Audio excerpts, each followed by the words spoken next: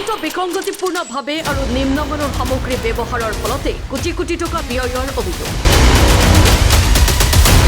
দিখৌ নদীৰ ওপৰত প্ৰায় 17 কোটি টকা ব্যয় সাপেক্ষে দলংখন নিৰ্মাণৰ নিবেদন লাভ কৰিছিল ত্ৰিশুল এছ'চিয়েট নামৰ ঠিকাদাৰ প্ৰতিষ্ঠানে দলংখনৰ দুৰৱস্থা ঠিকাদাৰ প্ৰতিষ্ঠানৰ অনিয়মৰ বাবে ক্ষোভ প্ৰকাশ কৰিছে ৰাইজে শিৱসাগৰ কুঁৱৰপুৰ মৌজাৰ শ্ৰীপুৰীয়াপাৰ ঘাটত নিৰ্মাণ কৰা এখন পকী দলং উদ্বোধনৰ পূৰ্বে তিনিটা বৃহৎ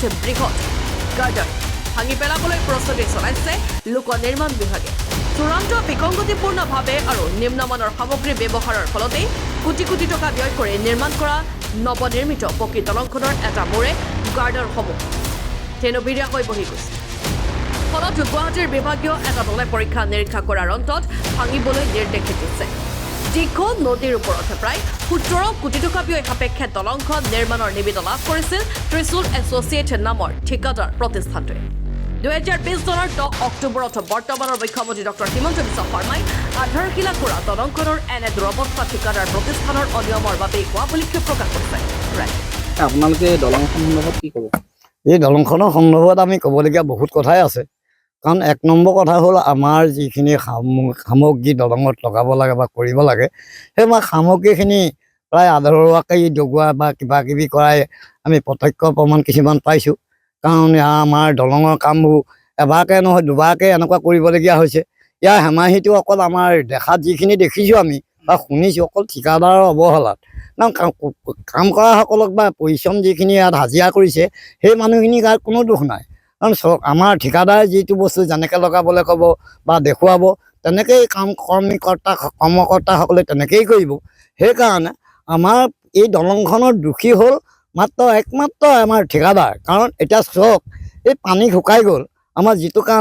কাম অক্টোবৰতে কৰিব পাৰে এতিয়া নৱেম্বৰ আজি 7-8 তাৰিখ হৈ গ'লহি কোনো এতিয়া আজি পৰ্যন্ত কোনো ইয়াত দলঙৰ কৰ্মকৰ্তা কোনো এজন উপস্থিত নাই আহিব কেতিয়া আহিব আমাৰ যদি এই নদীখন শুকাই থাকোঁতে যদি কামখিনি নকৰে বা নহয় বাৰিষা কালতো আমাৰ আহি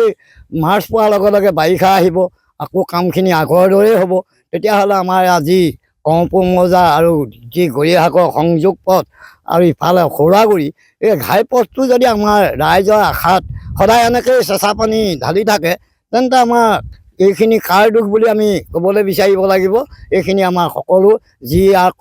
কামটো লৈছে হাতত তেওঁ এই দোষী বুলি কাৰণ ইয়াৰ দোষী হ'ল একমাত্ৰ ঠিকাদাৰ কি হৈছে ইয়াত এইখন এই চিপিয়া পাৰ ঘাটৰ দলং এই দলংখনৰ দুটা মৌজাৰ সংযোগী পথ এই ঠিকাদাৰ হেমাহি দুখত আজি বহুত দিন কাম কৰি আছে আৰু তেওঁলোকৰ হেৰি কাৰণে এই চেটাৰিং বহি গৈছে আৰু ৰাইজৰ জনসংযোগটো অসুবিধা পাইছোঁ তেওঁলোকে যাতে ইয়াৰ কামটো সোনকাল কৰি দিয়ে নিৰ্দিষ্ট এটা পকা দলং বনাবলৈ গ'লে প্ৰকৃততে ভাল কহি তলৰ পৰা আনিবই লাগিব এতিয়া মাছটো বহি যোৱাৰ কাৰণে এইটো মানে ভাঙিবলগীয়া হৈছে আৰু এই তলৰ চেটাৰিংখিনি বৰ বিশেষ মনোযোগ দি কৰা নাই কাৰণে উঠি গ'ল দিশত এতিয়া তেওঁলোকেতো নাভাঙিলে আকৌ পুনৰ কৰিব নোৱাৰিব ভাঙিব লাগিবই ৰাইজেও এইটো প্ৰতিবাদ কৰিছে আৰু বিশেষ মই ক'বলগীয়া শিৱসাগৰৰ পৰা পৰাগ বৰা ৰিপৰ্ট